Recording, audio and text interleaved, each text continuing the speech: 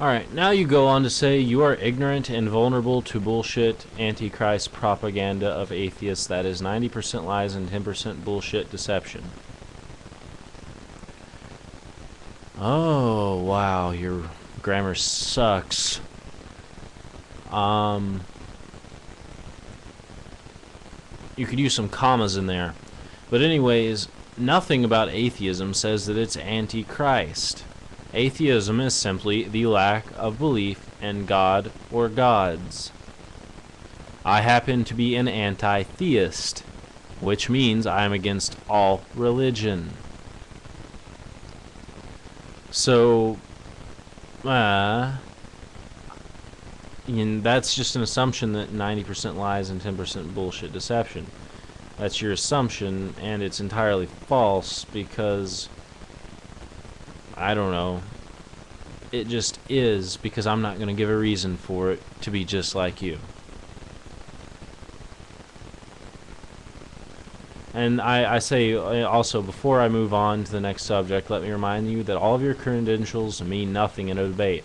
Then you say, of course they do, because I read the Bible. You actually said that. You actually just said, of course they do, because I read the Bible. Your masters in physics and math mean something in this debate because you read the Bible. And you say, studied, prayed, and seen what it does to my life and the life of others. My life is fine. I don't pray, and it gets a lot better than what it was before, because I used to be a Christian, man. I'm not trying to convince you, but perhaps this could help some people get off of the fucking bandwagon. You say, I did not get religion until I was 25, being in an Air Force brat. We lived all over Europe till I was about 7, so we moved and did not attend church. My parents dabbled in church, and we went sporadically when I was in 5th or 6th grade, but I was not religious. I was baptized by my grandparents when I was born. I went to Catholic high school, but there was no religious training there, just academic. After high school, I was not religious, nor even thought about it. My wife and I just moved to Seattle, New Orleans, after my undergrad, getting married. Okay, I'm not going to read all this bullshit. This is your life story. Now, keep an open mind, academics for knowledge. I got a lot more. From what I've seen, you don't know shit about history or academic knowledge for that matter. You may have a master's in this, which I'm debating on whether or not that's a complete lie. I can almost guarantee you I know a shitload more about the history of your religion than you do. So I would not be a Philistine like you. I am what your Bible would consider an apostate. But whatever. There's only 2 couples, me and my wife, and another couple. We had classes. Okay, all of this shit does not make any sense. You cannot get that faith by magic. Okay, I'm just gonna go until the next point where you actually start saying something.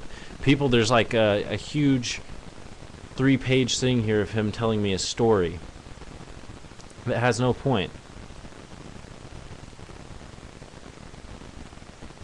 Alright, I say, alright, here's where I comment on the logical fallacy of arguing from authority. I say, if you try and use your credentials as justification for your ideas, you'll be committing the logical fallacy of arguing from authority. Beside the point, your masters in physics and math do not inherently make you an expert in theology, history, or biology, or biochemistry. Then you say, I see your youthful rebelling. Okay, fine, I am the older parent type person. What do I know? Got it. Let me give you some advice. Take the advice of older people. They have lived it and done that and been there, and you can learn a lot and avoid mistakes by learning the hard way. Learning mistakes and learning the hard way. Enough said. That has nothing to do with this debate. Nothing at all. And by the way, taking the advice of the parent isn't always the best thing. Otherwise, racism would still be rampant in this frickin' country. Then I went on to explain to you that evolution is not abiogenesis. I said it in no way explains its origins. It makes no attempt to. Why? Because it isn't the theory of abiogenesis. Then you say abiogenesis is a word and means life. Bio is the denote for life. Abiogenesis means life from non-life. But this is what we hope for. There is no proof. Sorry, occurring naturally out of nothing or occurring naturally and out of nothing are two different things. No, abiogenesis says life came from non-life. In other words, the non-living things, the non-living organic compounds. There are organic compounds that are non-living.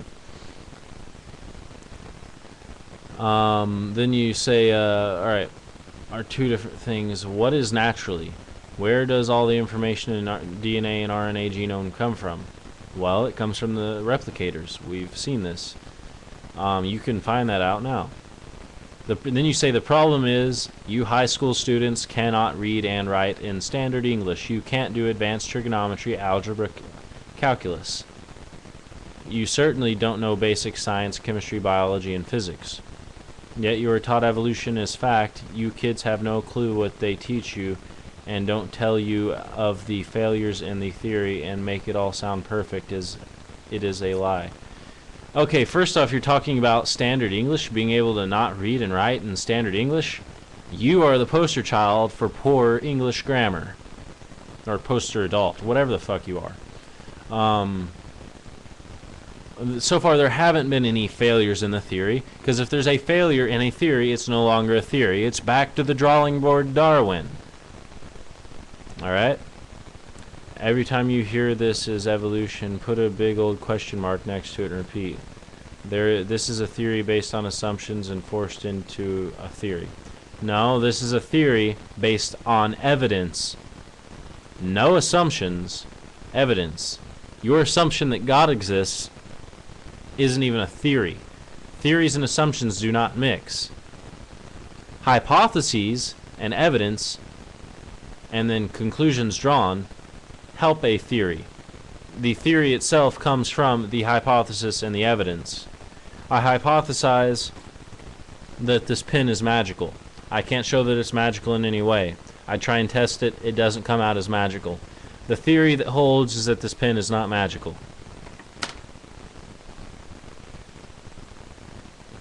Alright, and you say it's forced in theory, but it is subject to change and cannot be absolutely proven. Yes, it's subject to change. That's the point of a theory.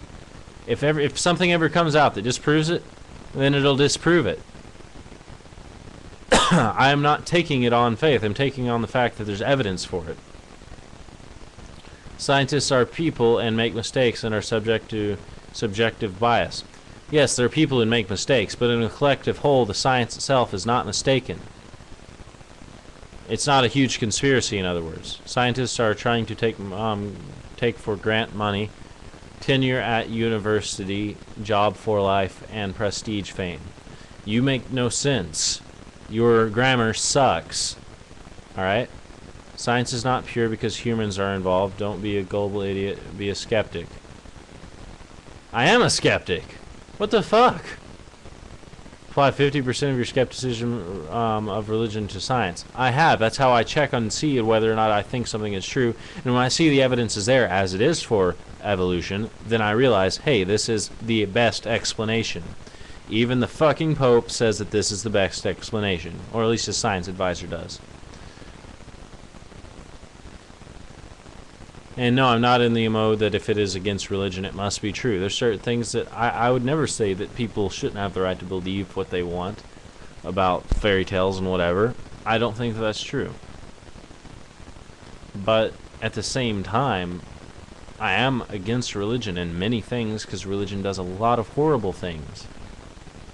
And I will finish this video completely in the next one, hopefully.